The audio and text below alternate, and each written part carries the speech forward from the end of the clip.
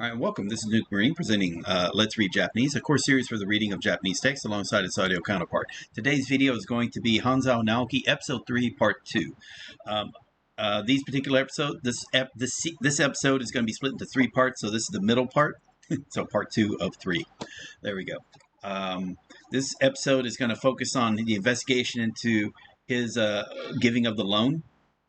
That ended up going bad. So about the basically the loss of $5 million from that bank, and so we'll be going into that. And again, it's a railroad job. I mean, they are pulling tricks to try to make him seem accountable for the fault. So that's going to be kind of interesting. It's going to be, again, it's a good series, and again, we're only in episode 3, but but because the 5 episodes are the one complete story, we're at the halfway point, and then we'll again be approaching near the end as to the climax of the story, and then that'll be the end of that part. We'll be going back to Tara's house, and after that, back to the second half of the season, which will be another story for Hanzawa Naoki. Okay, with that said, for those of you on YouTube, if you enjoy this video, remember to give it a thumbs up and leave a comment, because feedback's always welcome. If you want to see more videos like this, and if you haven't already, subscribe to the channel. Because again, like I was mentioning, I'm going to be doing many more like this in the future. This is all part of the Let's Learn Japanese project. So if you appreciate what I'm doing to help the Japanese language learning community, and you'd like to support that in some way, one method is via the Patreon. So the link to that is in the description of the video. In addition to, there's links to the community Discord and the website that Otokade put together.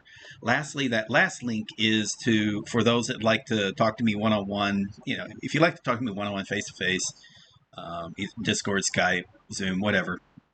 And it could be of anything you'd like, but usually it's helping set up Anki, or talking about utilizing these resources, or sometimes also it's doing some of the work that might be difficult for you to do on your own.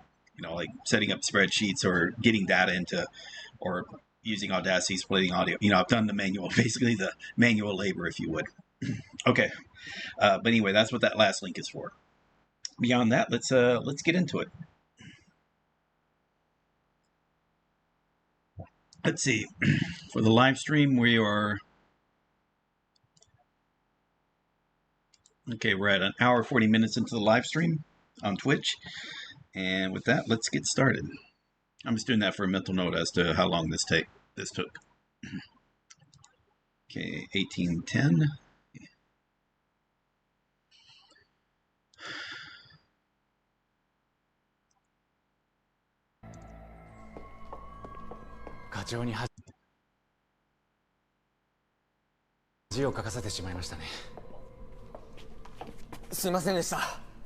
Hanzawa クレジットファイルに資産表が入っていないなんて非常識にも程があるぞ。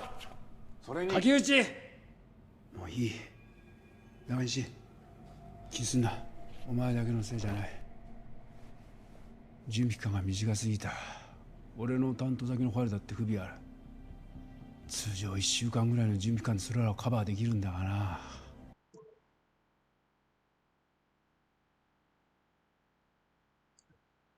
それに通常1週間ぐらいの準備期間でそれらをカバーできるんだがな。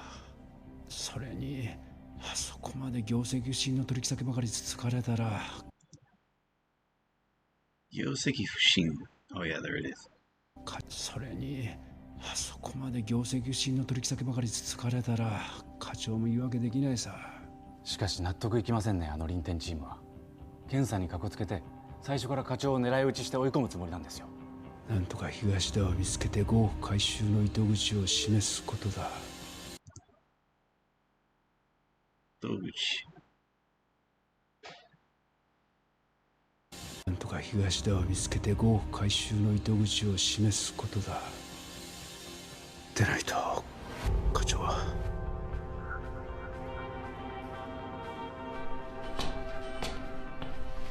またあなたですか？一体何度言ったらわかる。ってわしを訪ねてくんなこいつしかおらん。しぶといな、あんちゃんも。それだ。しぶとい。しぶとい。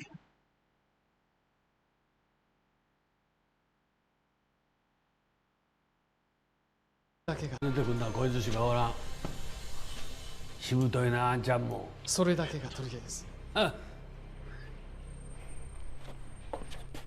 言うとくけどな、東田のことやったらたとえ知ってても銀行を助けるつもりはない。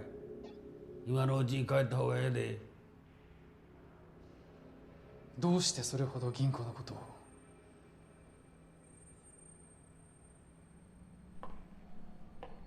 話していただけませんか？俺は昔どんな目に遭うたか知ってるか？不正献金をして会社を追い出されたと。そうと俺やってるか？不正献金をして会社を追い出されたと。その通りや。それを検察にリークしたんはな、長いこと付き合ってたメインバンクやった。俺を扱いきれんようになった銀行が。扱いきれい。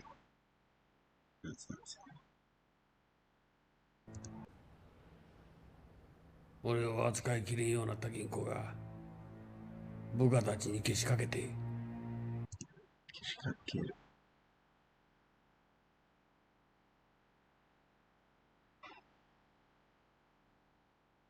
けしかける。れんようになった銀行が部下たちにけしかけて、俺が一から築いた会社から追い出しよった。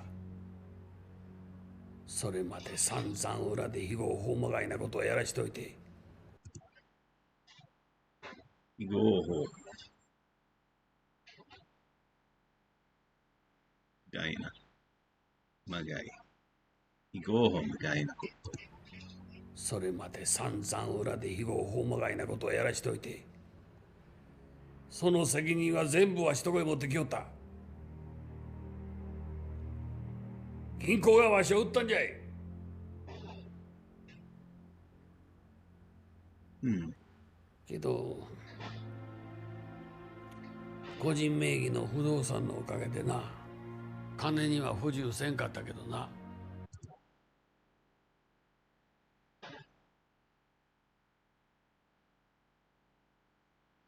の不動産のおかげでな、金には不自由せんかったけどな。羨ましいですね。できれば5億ほど貸していただきたいくらいです。なんぼ金なんてあってもなほんまに欲しいもんは手に入らんわ。覚えときや、その昔の一件でわしは金以外金以外のもの何もかもなくどうしました？小村さん、大丈夫ですか？大丈夫。どうしました？急に胸が苦しくなったみたいで。すぐ行きます。小村さん。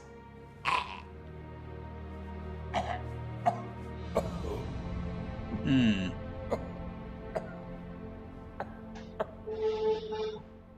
That's a clue. いやー、今日は胸がスッとしましたよ。これも裁量胸がスッと。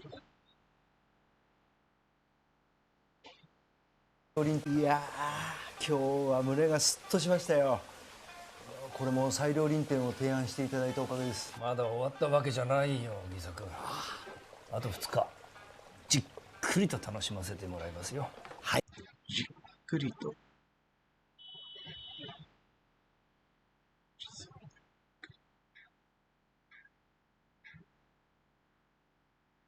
間にあと2日じっくりと楽しませてもらいますよ。間には徹底的にやれと申し付けてますんで。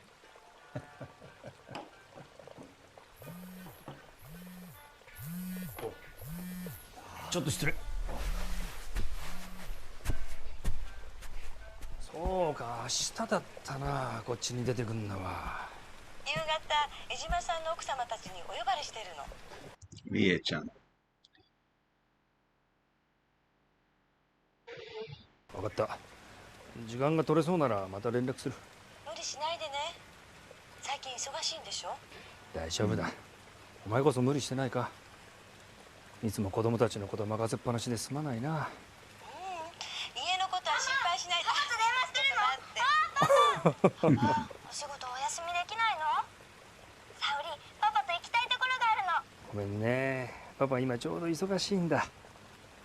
その代わり今度のお休みはどこにでも好きなとこ連れてってあげるから、それまでママの言うことよく聞いていいこと言うんだよ。パパもお仕事頑張ってね。うん。Yeah, let me just add a little feedback on that. It's part of this is good in that you show like again these guys they seem like assholes, but again they are people with lives and family and whatnot outside the place they're being asked. But you got to also realize like people like this when they're taking part, even definitely that main asshole, but he got shot. He's definitely irredeemable. Like in the cases of these guys, it's about they're still doing harm to other people. But the thing is, though, it's almost kind of like a psychotics. Like there are psychopaths where they only care about. So there's also psychopaths that learn that they can actually have a tribe. So there'll be psychopaths to other people outside the tribe, but within their tribe, they're good and whatnot. And so it's almost like their activities are protected by the group.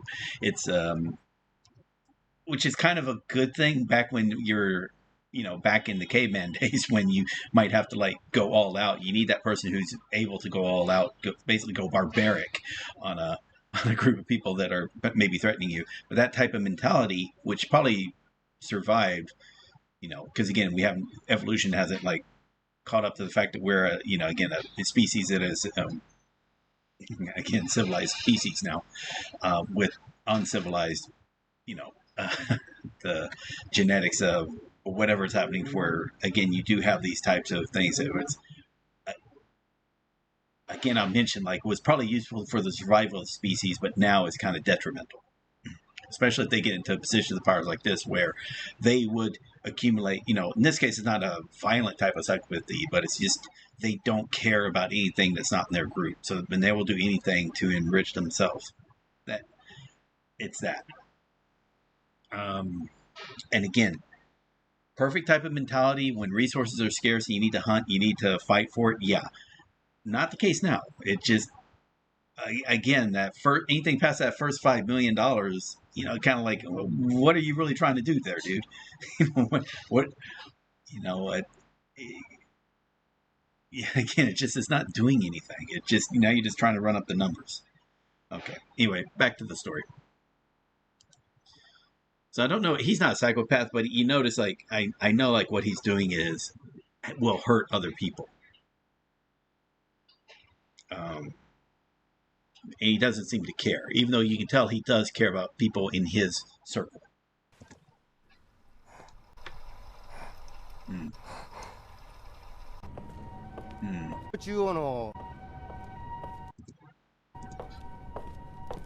the hospital. Tokyo Chuo の半沢直樹さんですよね。突然失礼しました。こういうものです。フリーライター。実は今西大阪スチールの倒産を追いかけた記事を書いてました。フリーライター。実は今西大阪スチールの倒産を追いかけた記事を書いてまして、担当直入にお伺いします。担当直入。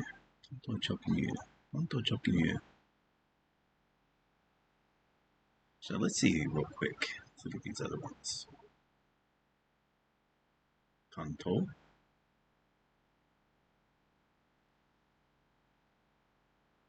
See what 直入と直入。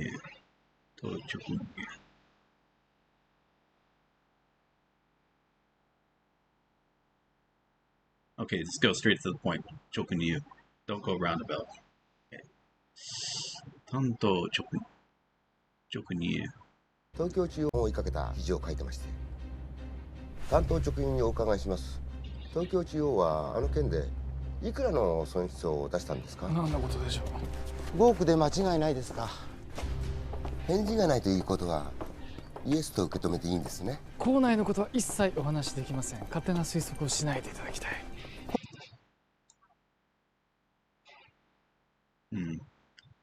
小村さんから校内のことは一切お話しできません。勝手な推測をしないでいただきたい。小村さんから何か東田の話聞けました？やっぱりダメですか。私も東田を見つけて直接話を聞きたいと思ってるんですけど、マスコミの力を使ってもなかなか居場所がつかめなくて困ってるんです。半沢さんご存知ないですか？こっちが聞きたいぐらいですよ。そうですか。木杉さん、そのマスコミの力とやら少々お借りするわけにはいきませんから。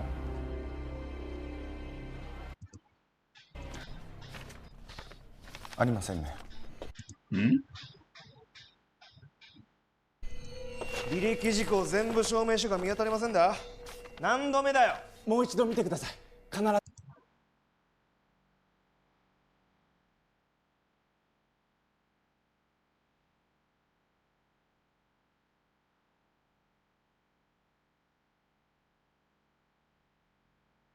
全部証明書が見当たりません。ありませんね。履歴事項全部証明書が見当たりませんだ。何度目だよ。もう一度見てください。必ずあるはずです。ないものはないんだよ。おい、見てみろよ。裁量臨転2日目も灰田検査役による厳しい質疑応答が続けられた。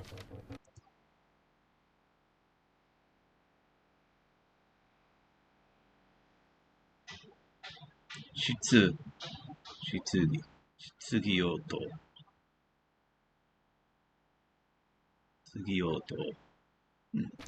灰田検査役による厳しい質疑応答が続けられた。1日目にも増して書類の不備が発覚し、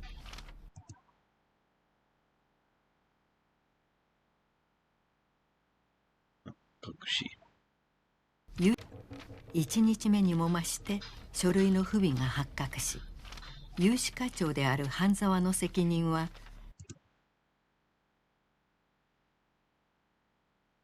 もはや免れようのない状況となっていた。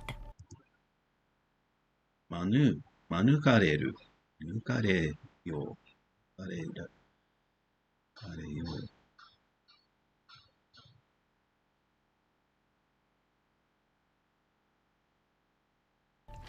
の責任はもはや免れようのない状況となっていた。どうなんだよ。あったのか？ありません。昨日からあれがないこれがないって。半沢課長、部下たちにどういう管理指導してるんですか？申し訳ありません。全て私の責任です。聞き飽きたよ。浅野支店長の前で言うのも心苦しいんですが、こんな飽きたよ。どういう管理指導してるんですか？申し訳ありません。全て私の責任です。聞き飽きたよ。浅野支店長の前で言うのも心苦しいんですが、こんな低レベルの言うしか見たことがありません。そう思いますよね。確かにちょっとひどすぎるね。浅野さんのご苦労もお察しします。有志課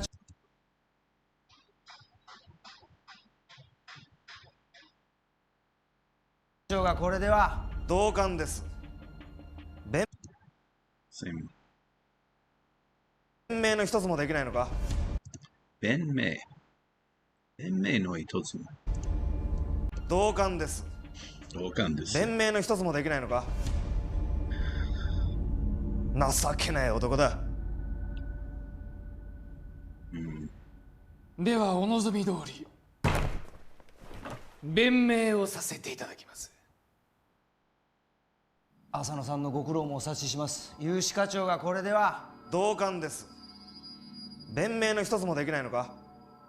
情けない男だ。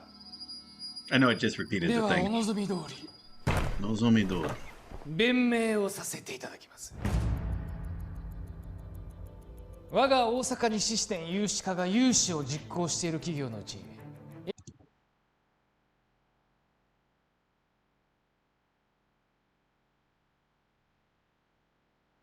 約7割は安定した利益を生み出している優良先です。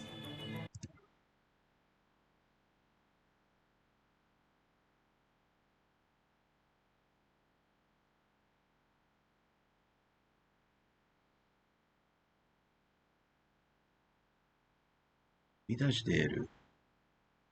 で、7割は安定した利益を生み出している優良先です。ですが今回の検査対象にはなぜか残り3割の業績不振の業悪先ばかりが検出されているようだ。何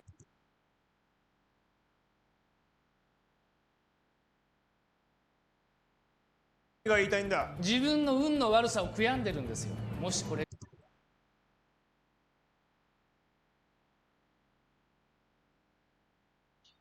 自分の運のが本当にいるようだ。何が言いたいんだ。自分の運の悪さを悔やんでるんですよ。もしこれが本当に何の意図もなく無作為に選ばれた結果ならばです。いや我々が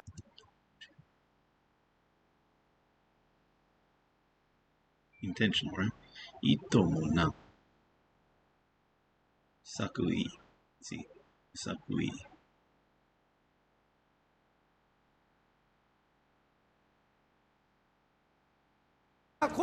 何の意図自分の運の悪さを悔やんでるんですよ。もしこれが本当に何の意図もなく無作為に選ばれた結果ならばです。いや我々が故意に検査対象を選んでるとでも言いたいのか。私の勝手な思い込みですからどうぞお気になさらないでください。ただ今回の裁量臨転には最初から悪意を感じずにはいられません。自分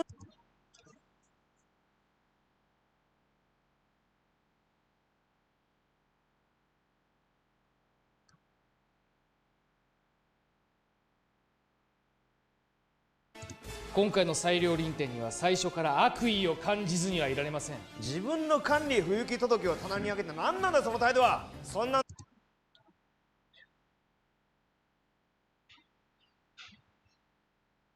管理不行き届き不行き届き管理不行き届きを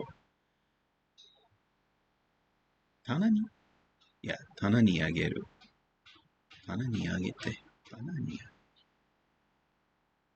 だからはいられません。自分の管理不行き届を棚に上げて何なんだその態度は。そんなんだから5億もの損失を出して平気でいられるんだよ。今それとこれとは関係ないだろう。おい今日はこれまでだ。ちょっと待ってください半沢。融資がどうこう言う前に君が銀行員として適格であるかどうかの検討をする必要があるな。適格 eligible 適格である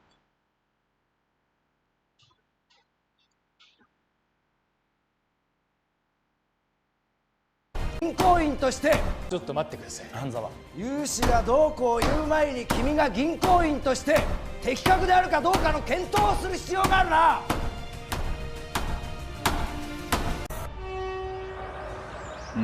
ご挨拶だけさせていただこうと思ってたんですけど、かえってお手間をかけてしまったみたいで。そんな手間だなんてリエさんとはなかなかお会いできないんですから。Was that Sae?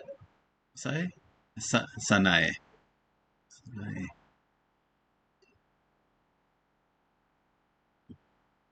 そんな手間だなんてリエさんとはなかなかお会いできないんですからこういう時ぐらいね。そうですよ。さあお食べになって。美味しそう。Asano rie. See something. さあお食べになって。美味しそう。これ全部皆さんでお作りになったの？早苗さんが全部お一人で。すごい尊敬しちゃう。リエさんは関東の方ですから少し工夫してみましたのよ。ありがとう。リエさんは関東？関東 region or? Oh, okay, gotcha. Okay, never mind. リエさんは関東の方ですから少し工夫してみましたのよ。ありがとう。さあさどうぞ。工夫 right?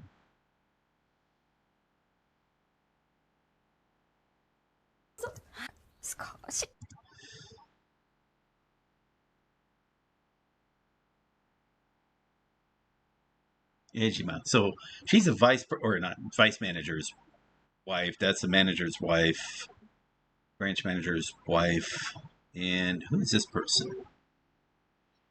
Okay, she's the investigator's wife. Okay. No. That's the wife of the one who's working for. Yeah, so this is one of the problems. It's like, because I'm not really looking at the video, so they're saying like who these persons are, like, so who are the spouses, so the way they're interacting, you kind of get an idea as to what's, how, if there's like a game being played or not. Like, again, the girl in red, it seems like she's a bitch. And the other one actually seems like she's a good-natured person. She doesn't know what her, and she doesn't know what her husband's up to or whatnot, or is blind to it. And then you got the other two that... 工夫してみましたのよ。Okay, sorry. さあさあどうぞ。はい、ではいただきます。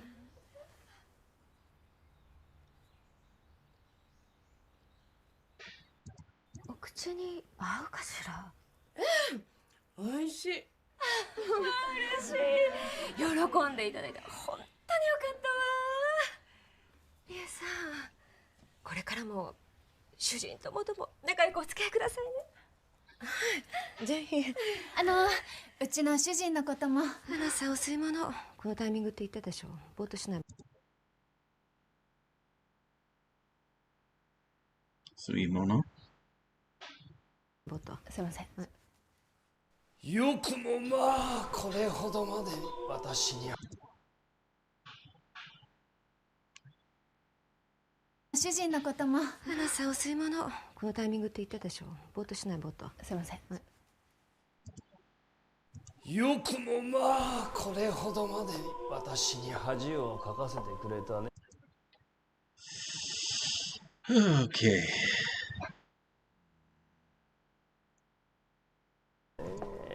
半沢君。申し訳ありません。ですがお言葉の割にあまりお怒りでないようにお見受けしますが。怒りなどとうに通り越して君には諦めているんだよ。とうに。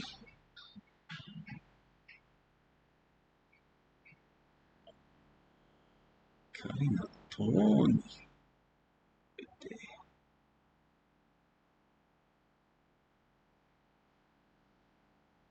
こうして取り越して怒りなどとうに通り越して君には諦めているんだよ。こうなることは予定通りだったのでは。私が赤字会社の情報を小木曽君たちに教えたと思ってるのかね。そうなんですか。さあ知らんね。いずれにしろ明日です。いずれにしろ知らんね。いずれにしろ明日で裁量臨転は終了です。その結果はすぐに上層部に報告される。Now that's like the big board, right? Yeah, the upper rank echelon. 上層部。終了です。その結果はすぐに上層部に報告される。君はもう終わりだ。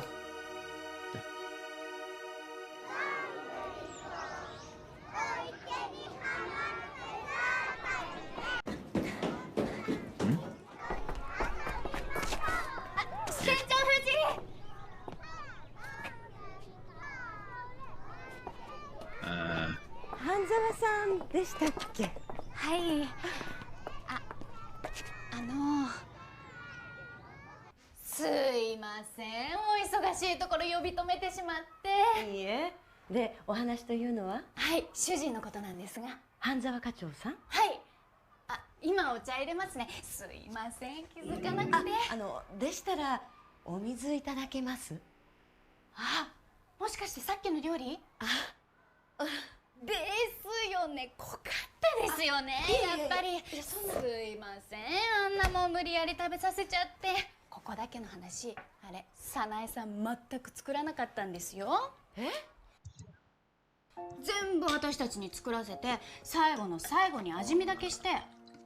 皆さんどなたが召し上がるか分かっていてこの味ですか？いい？関東の方が召し上がるのよ。関東は濃いめ、これ常識よとかなんとか言っちゃって、お塩やら醤油やら勝手にガンガン入れて、挙句の果てに隠し味とか言って蜂蜜まで。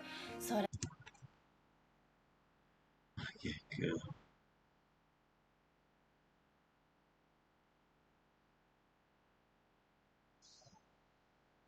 No, that's Hachimitsu. Okay, so that's a honey, right? Yeah. Hachimitsu まで。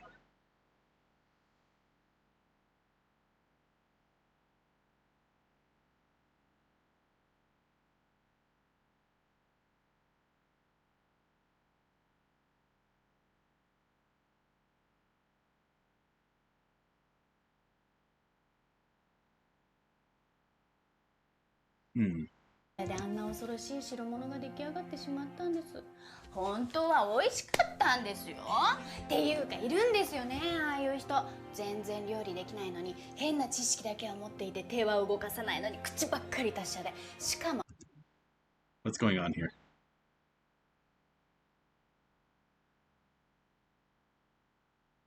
味音痴っていう絶望っていているんですよね、ああいう人。全然料理できないのに変な知識だけは持っていて手は動かさないのに口ばっかり達者で、しかも味音痴っていう絶望的パターン。 Okay, 口ばかり。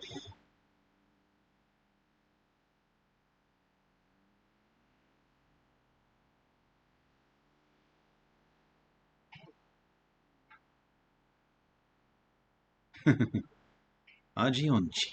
味音痴。のに口ばっかり達者で、しかも味音痴っていう絶望的パターン。絶望的。しかも味音痴っていう絶望的パターン。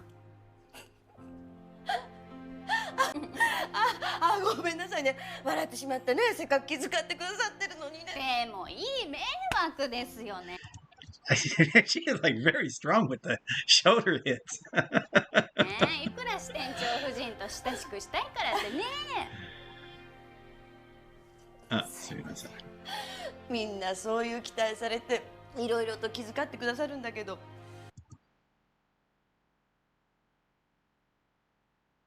正直言って私主人の仕事のことさっぱりなの。ごめんなさいね。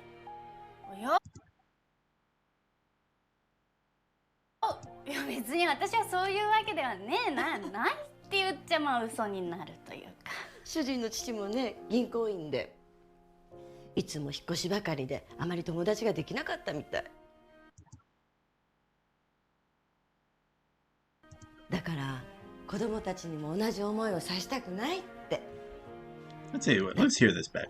いつもになるというか。主人の父もね銀行員で、いつも引っ越しばかりであまり友達ができなかったみたい。だから子供たちにも同じ思いをさせたくないって。主人は中学高校と大阪で長い間住んでたから慣れてるって言ってくれてね。だから今回単身赴任してくれたの。単身赴任。Yeah, that's also common. って言ってくれてね。だから今回単身赴任してくれたの。でも本当は支店長の妻としてもっと支えなければいけないのに、私の至らない分部下の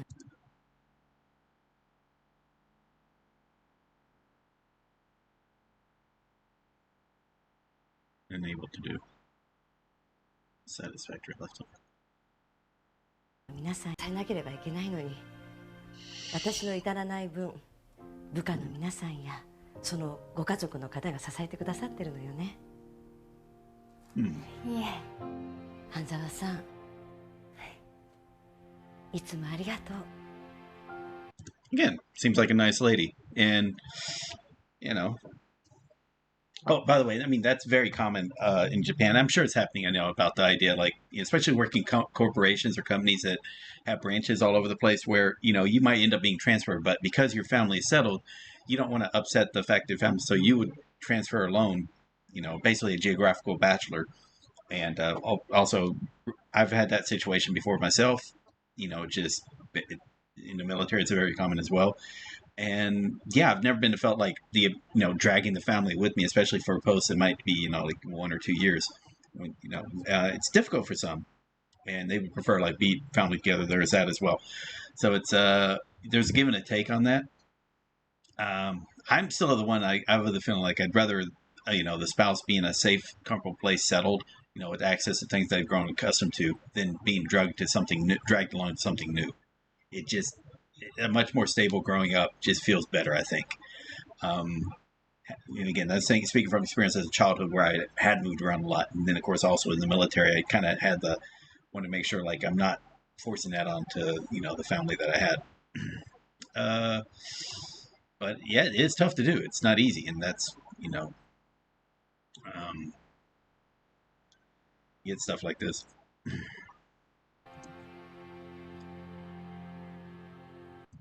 What do we got here? What do we got? Osaka. Oh, something's going on. Okay.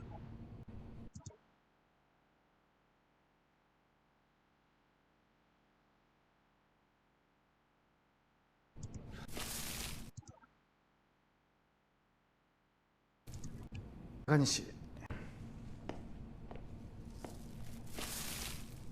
西、お前洋食派？和食派？え？どっち？和食です。じゃあアンパン。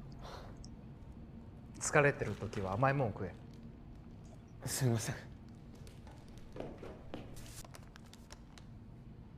課長、どこ行ってたんですか？ちょっとパン買いに。そうだ、柿内、お前洋食派和食派？あったはずなんです。今日ないと言われた津村石膏の履歴事項全部証明書。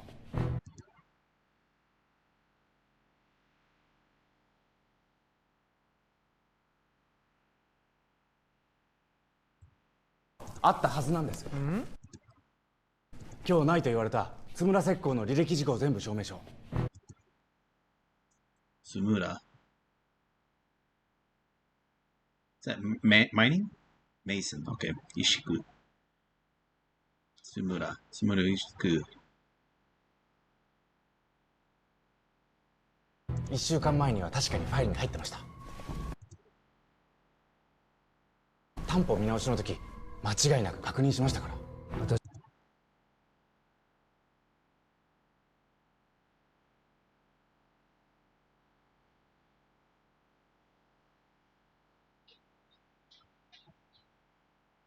私もに入ってました。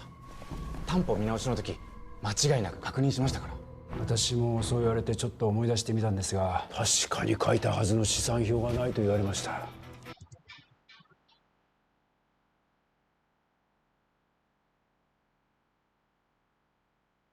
That's the account report.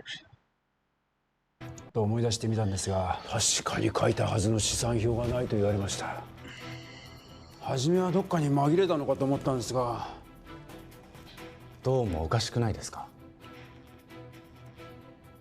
中西、お前もなんか心当たりないか？いや、お前なんかしてんのか？いや、僕は何も。あ、お先失礼します。おい、Okay. 柿内。That was unusual. Yeah, noticing. Okay, this guy is under some pressure, so okay. Wow, 2:30 at night. おかえり。ごめん、起こしちゃったか。なんか作ってあげようか。いいよ。いいよ、作るよ。どうしたんだよ。優しいじゃないか。今日ね、支店長夫人がうちに来たの。浅野の？うん。疎開した資料は何か持っていかれたりしなかったか？大丈夫。っていうか、まあ、そういう人じゃないと思う。直樹と支店長が対立してることも全然知らなかったみたい。それはそれでちょっと寂しそうだったけど、でもご主人のこと信じて家庭を支えてるって感じだったよ。すごくいい人だった。ごめん、あんまりこういうこと言わない方がよかった。いや、そっちは仲良くできるといいな。でも仲良く話してただけじゃなくて、いろいろ支店長情報もゲットしたよ。どんな？なんか家ではすごく優しいって。結局俺への嫌味になるんだな。あと浅野支店長もともと大阪の出身だったんだって。ここの近くの中学校に通ってたみたい。Huh. Really? 何そのリアクション。どうでもいい情報って言いたいわけ？いや、そんなことないさ。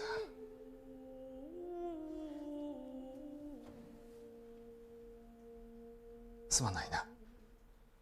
花にまでそんな心配かけて。だって銀行員の妻だもん。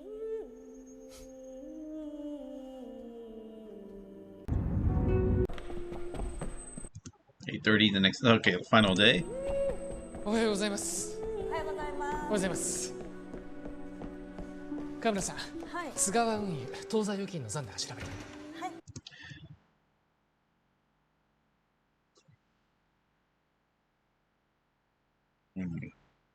Transportation. So go on. Tozayoki.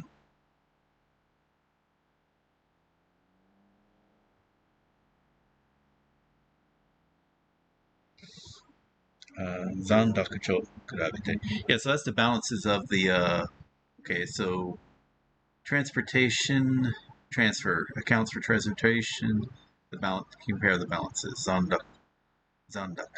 Yeah, Zandakucho kurabete. Okay. 川村さん、はい。菅川運輸当座預金の残高調べて。はい。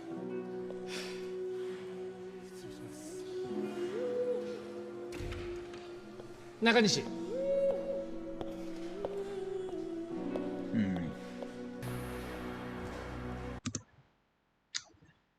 Actually, I should have stopped a little earlier. I tell you what, we're going to go to 3656. Let me go back a bit. You're right there. Okay, 3653.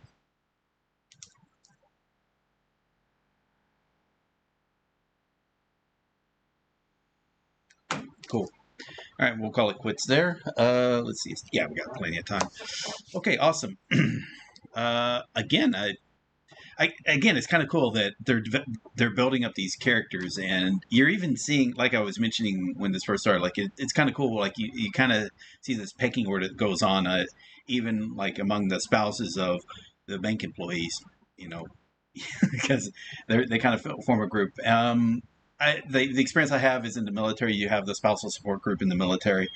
The ombudsman, that's supposed to be the person who's kind of like the liaison between the spouses and family members on the base and the commanding officer. So, you know, there could be an ombudsman for each of the commands, and then a base ombudsman, you know, kind of like an overall thing, just to make sure that, you know, because like I said, if a ship goes out, you got to think, you know, what is ways that can help the family that are going to be there while, again, their spouse is going to be away for like 6 to 9 months sometimes.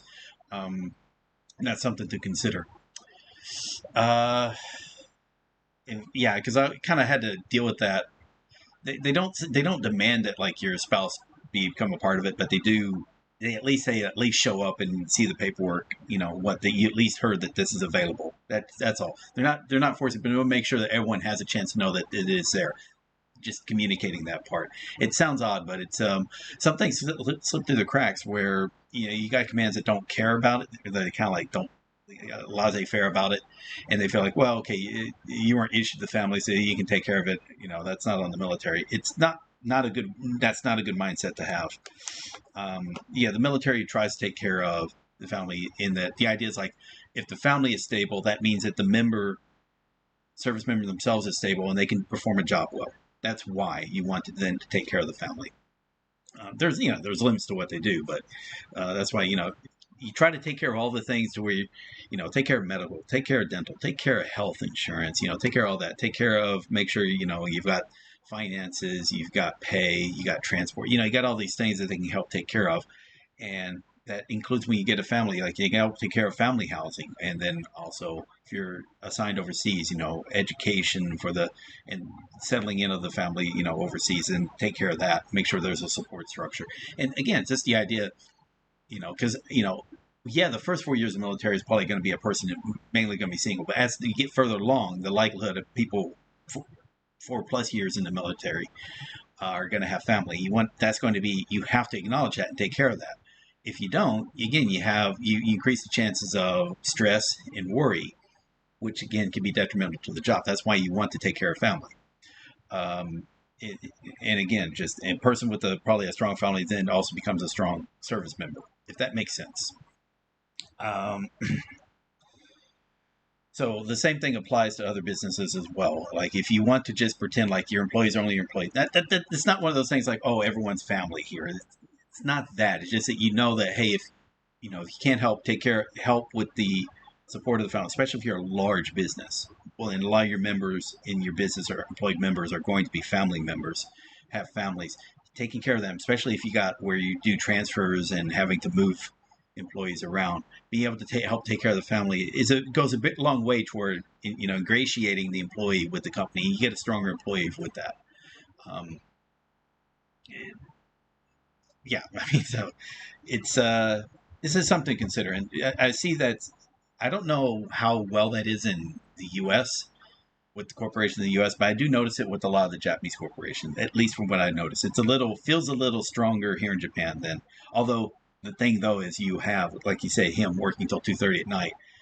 You have the companies where, yeah, they might help take care of the family in a little bit, but they want the worker to basically work themselves to death. Hopefully they're trying to move away from that more and more. The whole idea of devoting all your waking hours to the company, it's not a healthy way. You need to say, well, why are you working here? It's to help support a family. So you want to spend time with the family. You got to offer that, and you do create a much stronger employee. I do think, instead of one who just, is mindlessly there, but not really doing anything, an empty seat. All right. Okay. Enough about that. It's good. This has been a good episode. It's a good series, like I said, but this has been a good episode. We're going to be finishing up. I kind of know how the episode ends.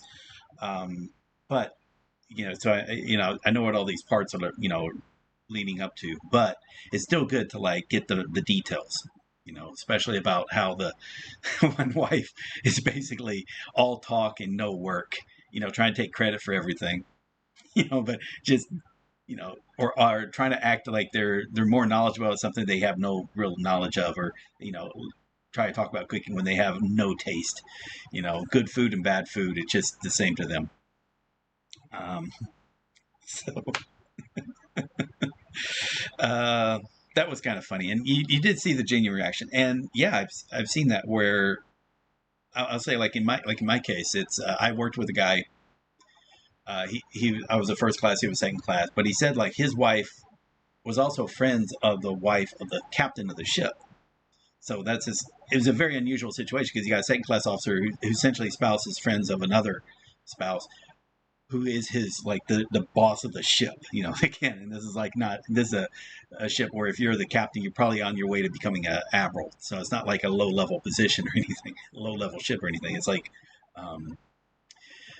so that was but again, it just means, so again, it's not fraternization because the husbands don't hang out. It's it's the spouses, and they're not held to the rules against fraternization when it comes to the fact that their spouse may be an officer and another enlisted. That's just not how that. And it's just a matter of I could imagine he wouldn't go, as a couple might go to the place, but I don't know, that you would kind of say avoid that as a situation. You don't want again, it's but if as a group, then yeah, that's fine. But individually, then yeah, that you'd. But if just the wife came over, that would be perfectly fine. It's just a matter of how you got to look at it. But that's still in the back of the head as to because what you want to avoid is the sense of favoritism as well. Oh, this person's going to get a plum assignment because his wife is buddies with the captain's wife. That's not a good look. It's not illegal. It's just not a good look. So something you got to take care about. Anyway, enough about that. Let's stop the video here. For those of you on Twitch, stand by. I'm still going to continue on for the last video, the last part. But for those of you on YouTube, I'll be back tomorrow with the final for part 3 of this episode. Okay, so for on YouTube, if you enjoyed this video, remember to give it a thumbs up. Leave a comment. If you enjoy this series, you'd like to see more like it, subscribe to the channel if you haven't already. If you appreciate what I'm doing to help the Japanese learning community, one way to support the Patreon, link in the description. There's also links to the community Discord and the website. And then that last link is if you'd like to talk to me one-on-one, face-to-face, online going over whatever. You know, either helping set up Anki or address any questions, concerns you might have. Cool. Okay, with that said, let's those of you on YouTube, thank you very much, and I will see you tomorrow. Those on Twitch, again, stand by. All right, later, guys.